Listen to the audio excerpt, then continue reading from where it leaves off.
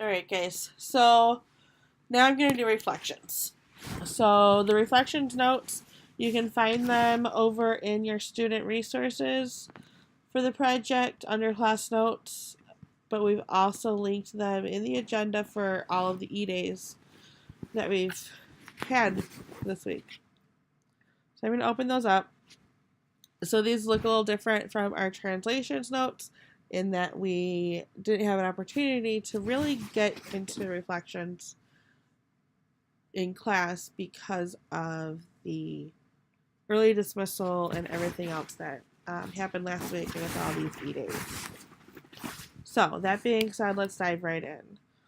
So remember, guys, a reflection is a flip. Think about if you're looking in a mirror. You're looking in the mirror, everything is flipped or reversed. So we'll start with reflections in the coordinate plane over the x-axis here. So the biggest part is right here, kind of your shortcut, if you will, for those who want the easy way out, is right here in the green box. So the reflection of a point x, y across the x-axis is the point x negative y. So basically what that means is when I flip triangle ABC here over the x-axis, which is the horizontal axis, my x is going to stay the same. My y is going to become the negative or the opposite. You can do this one of two ways. So you can count and say the x-axis is here. I will just use point A for example. A is one space above, so the reflection is going to be one space below. My y went from positive 1 to negative 1. B is 4 spaces up. My reflection will be 4 spaces down. C is 2 spaces above.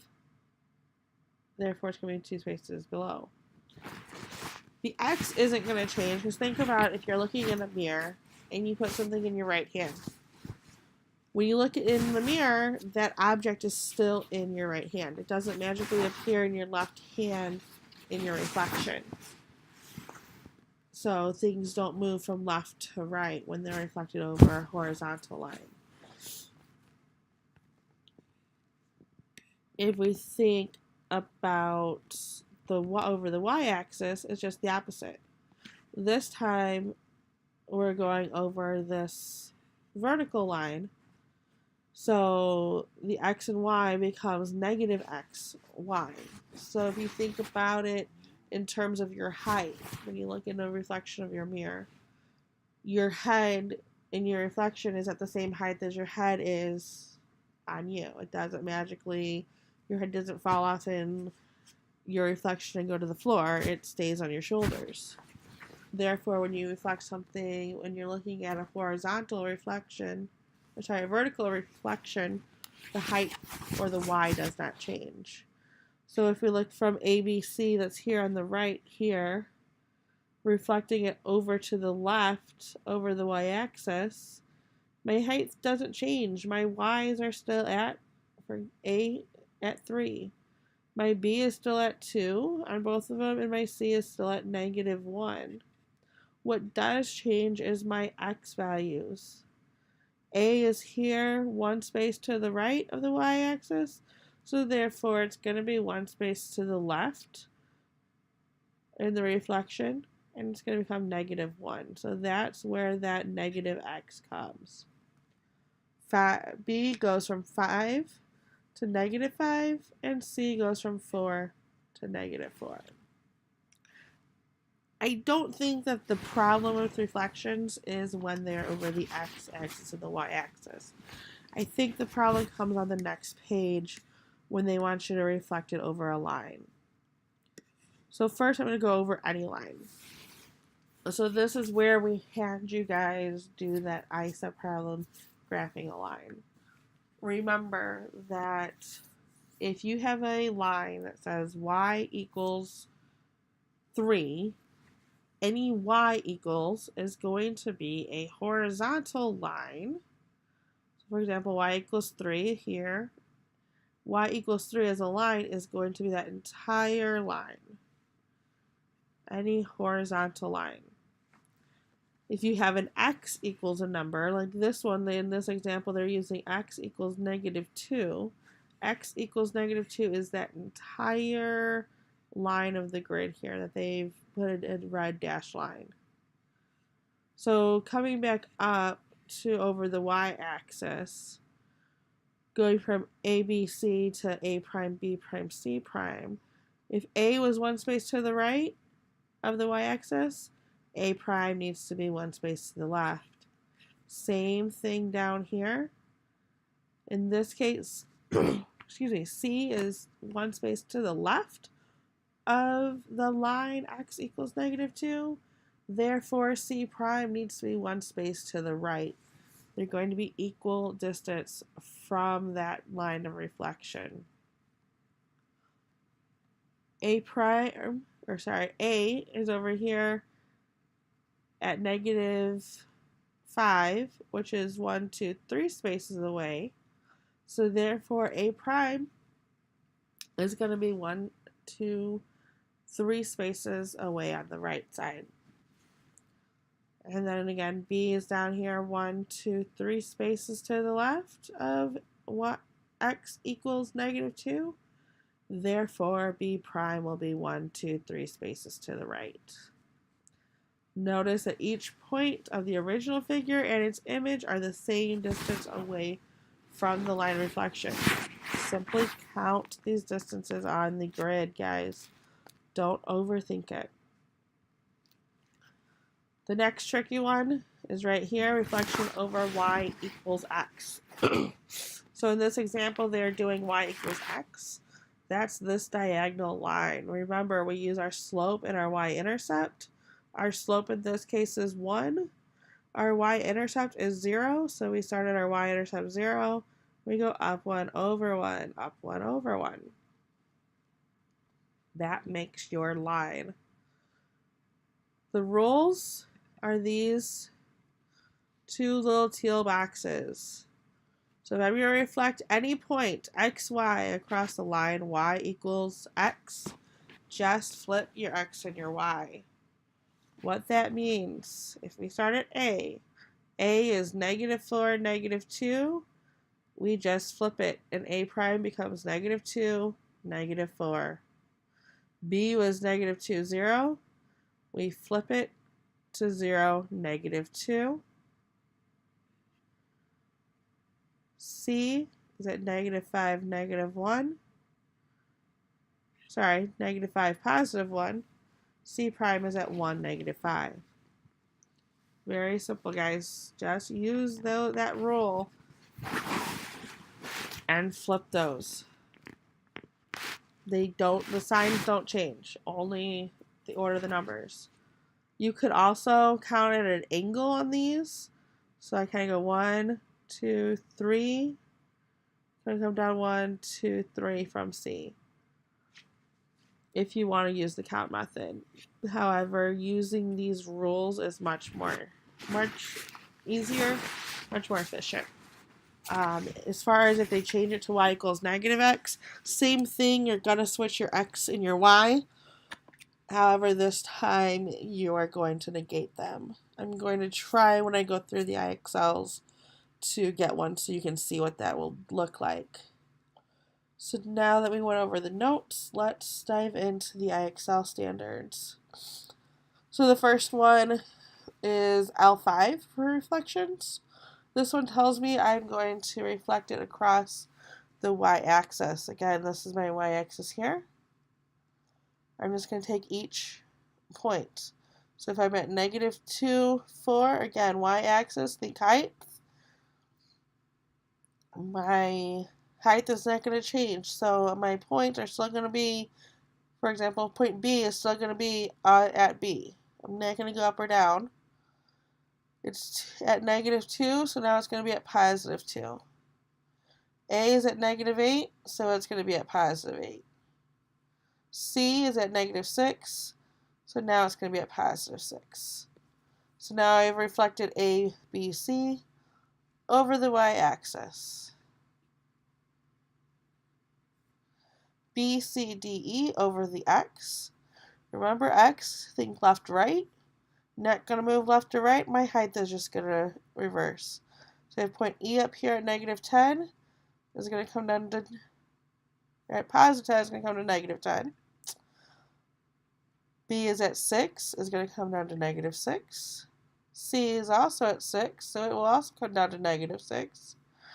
D is at 10, it will come down to negative 10. Again, my x values are not changing. I'm just flipping it across the x-axis. I'm going to do this one real quick, guys.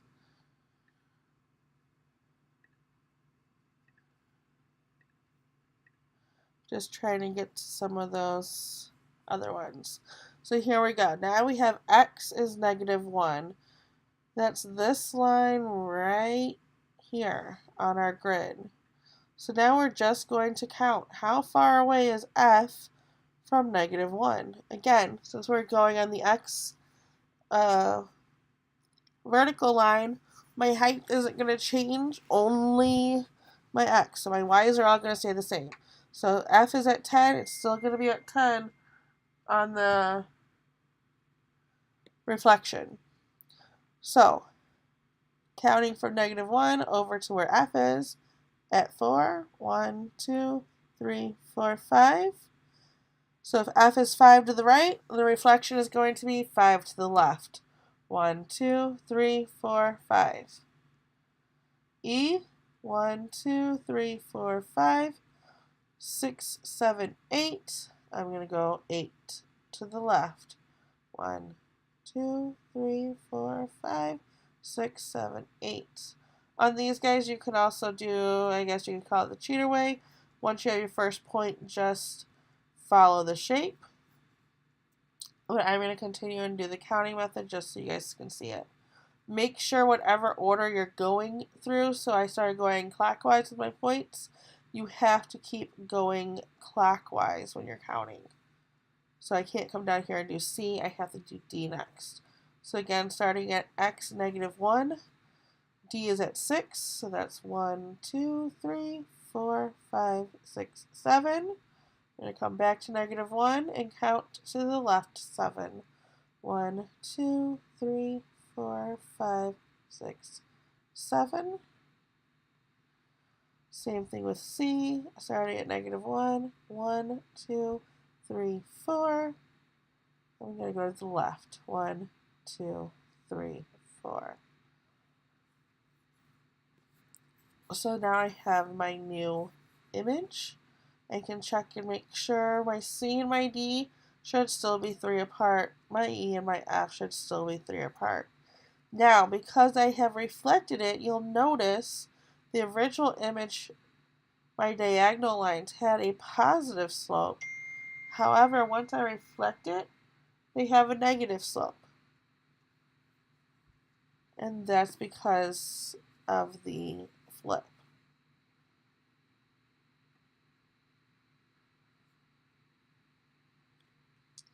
Another one over the x-axis this time. So I'm going to do this one quickly. Again, x-axis is here. My x's aren't going to change, only my y's. Going from negative 5 to positive 5, negative 5 to positive 5, negative 9 to positive 9, and negative 9 up to positive 9.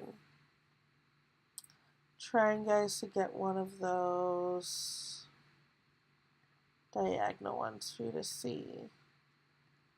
Just trying to fly through these. Alright, here we go. Y equals x. So remember, what was our rule? Let's come back over here. When it's y equals x, we just flip. So my xy point goes yx. So starting at f, this is 4, negative 2. I'm going to flip it. I'm going to go negative 2, 4. G is at 0, -4.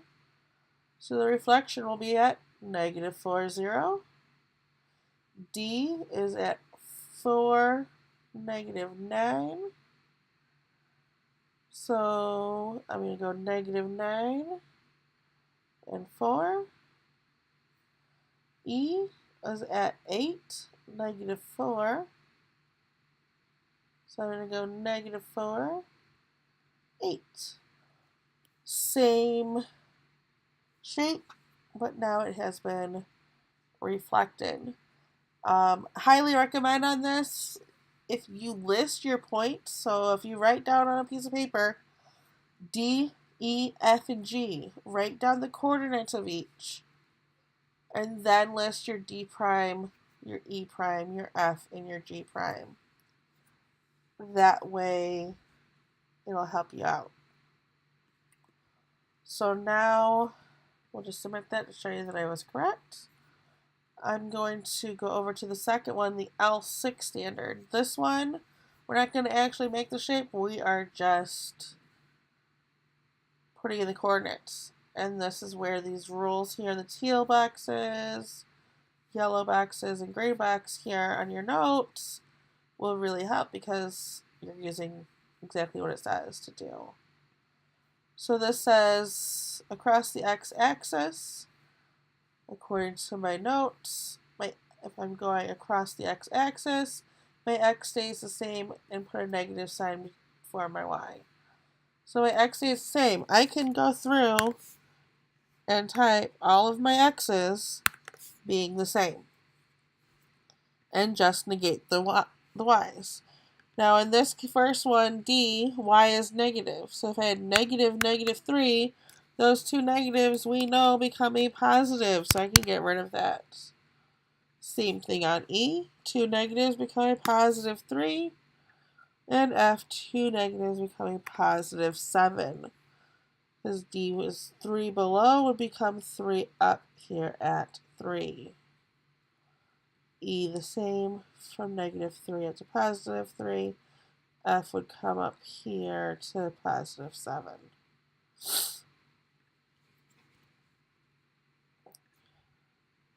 Across the y-axis, back to my rule, across the y-axis, this time my y's are going to stay the same and my x I'm going to negate.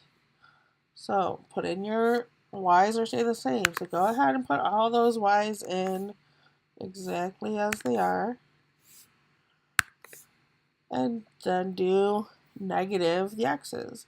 So since I have -6, it's going to become a +6. Again, -6 becomes +6. 0, you can't negate 0. 0 just remains 0. And 0 becomes 0. I'm going to fly through these again, guys, to get to the ones where it's not on the x-axis. So x-axis, x stays the same, y's change. So -10, +3, -5, +3, and -9, +7. Trying to get to one that's not on an axis. Unfortunately, I have no control over what they give me. Again, x-axis, x's aren't going to change. Y's are going to flip to the opposite sign.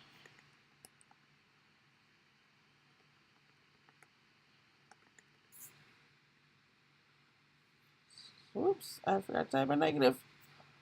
See, even teachers make mistakes. Y-axis. Y's are going to stay the same. Let me type those in real quick. -7, -2, and -10. And my y's, or my x's are going to change to the opposite. 5 becomes -5. R becomes -5. And 6 becomes -6. Alright, here we go. This is what I wanted to get to. Now I'm doing x equals 1. That is this grid line right here that I'm tracing with my arrow. So we're going to start with T. Again, since this is a vertical line, my height is not changing, just my x's. So you could actually go ahead and type in all of those y's, because the y's aren't going to change, only your x's. So T is 1, 2 away on the right. We're going to take it to the left. 1, 2. That goes to -1. You can also, since we're going left, just do -1.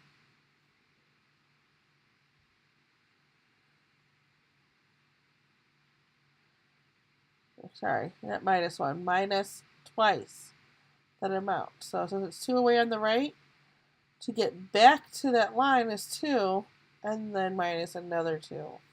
So 3 minus 4. U is 1, 2, 3, 4, 5, 6 away at 7. So therefore, when you go 6 the other way, 1, 2, 3, 4, 5, 6. That should put me at -5.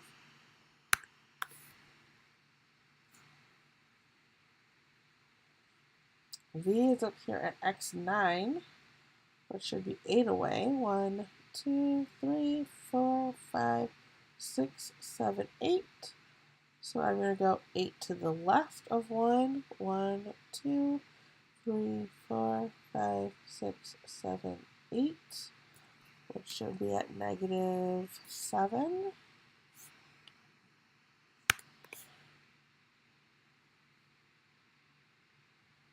And then the 5 is 1, 2, 3, 4. So I'm going to go 4 to the left. 1, 2, 3, 4, which is -3.